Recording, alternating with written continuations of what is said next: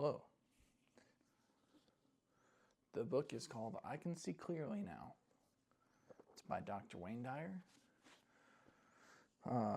It's basically memoirs. It's his life story, and it's some context. If you don't know who Dr. Wayne Dyer is, it's probably worth a Google before reading the book. If you have ever taken like a spiritual walk around outside of traditional Christian or Catholic traditions, like religions, then maybe you've heard his name before. He has written books like Your Erroneous Zones, which I read and reviewed. That was more like a psychological book. He wrote a book called The Power of Intention. He wrote a book called Wishes Fulfilled. And he wrote 41 books, 43, over 40 books is the number that's quoted in here. He says it's 41 at the time of writing this one. He is no longer in earthly form. One thing that I really got out of this book is, there's a couple things, I suppose, maybe three. He is a huge fan of people. You know, he would give high praises to people like Mother Teresa and Viktor Frankl. It'd be like he would devote himself.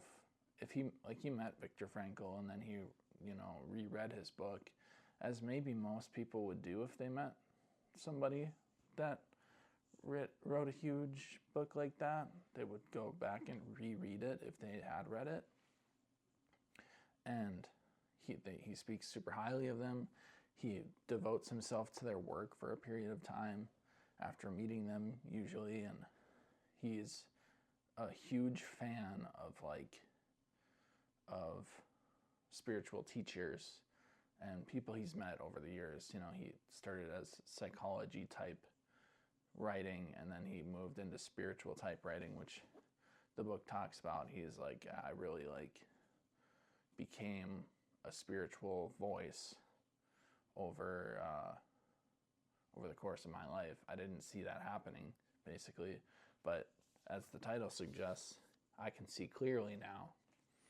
He's looking back at all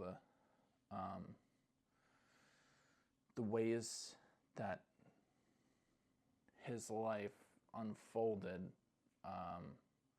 He talks about God and how there was a larger power that was working in his life, inspiring him to go down certain paths, like becoming a writer, because he entered a contest when he was in the Navy, a writing contest, and he won. And he was inspired to keep writing. He was writing, and he was inspired to keep writing as a young man. And then he went to school, and he became a doctor, and then he wrote a bunch of books. And another thing I got out of, so, all his reverence for people, for all the teachers that he talks about, there was one for me. I've heard of this book, On Death and Dying, by Elizabeth Kubler-Ross. I want to pick up that book because it's just an interesting. It's for grief. It's the 5 stages of grief or whatever, but it's for like your own demise. So you go through the denial, the acceptance, the anger, the bargaining, and I think there's a lot I can get out of that, and I wouldn't have wanted to read that book if I hadn't read this one. And one thing he talks about in this book, as well as his other books, I would imagine The Power of Intention talks all about this, but is the amount of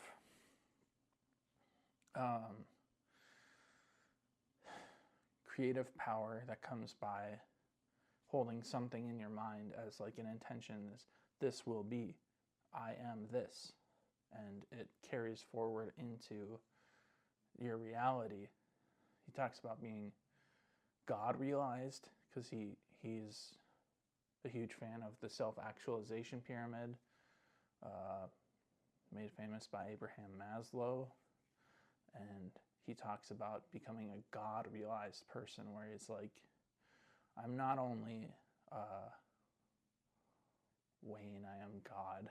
You know, I am a part of, I am indistinguishable from the source of creation. I'm not 100% sure of his, like, how his internal world would have looked. I always personally get a little just curious and envious, usually, about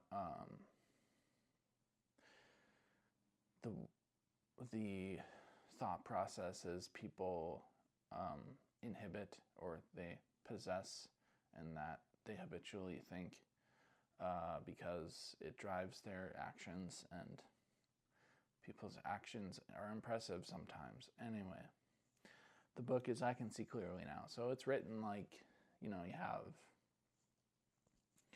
he details something that happened in his life, and then he details his reflection on it, basically, and how it served him. One other thing, and this is probably what I'll leave you with, but and if you haven't yet, please like and subscribe so you can catch more book reviews. I like to read autobiographies and fiction sometimes. I don't really review the fiction ones, but anyway, what was I talking about? Yeah, being a giver. I'm sure you've probably heard this concept before, but you give instead. You're focused on what you give instead of what you get from life. So you're focused on how you can serve a situation. Wayne talks about when he was first getting a book deal for his first Erroneous Zones book. He went into the publisher, and it was like he was ready to sell his book, and then the guy that was on the other side wasn't really interested. He was having a lot of trouble personal troubles, and he was like going through it, and Wayne entered into therapist mode, or whatever he calls it, and gets this guy to drop all of his, like, oh, I'm in a bad spot, my life's not going good. He kind of wakes him up out of it, and then that's what ultimately gets him the book deal, is his willingness to help this other person instead of get his needs met, to publish his book, so that people, which ultimately he says he wants to serve people. He wants people to get in front of the information so it can change their life more than anything else. Anyway, it's a book review. I don't know if I would read this one again. I probably would if I didn't feel like I retained a large part of this one, because it is basically about his life. And if I go back and read his books, I've read Your Erroneous Zones, but that's the only one other than this one. If I went back and read his books and became more curious about Wayne himself, then I would probably read it again, but I don't think I need to. Anyway, it's worth a read. It's kind of it's a page turner. I mean, you get to the end of a chapter and it's like, I don't want to read anymore. And then the way it's written, he makes you want to come back and keep reading it. I think Your Erroneous Zones is kind of like that too. Sign of good writing, probably. Anyway, have a good one.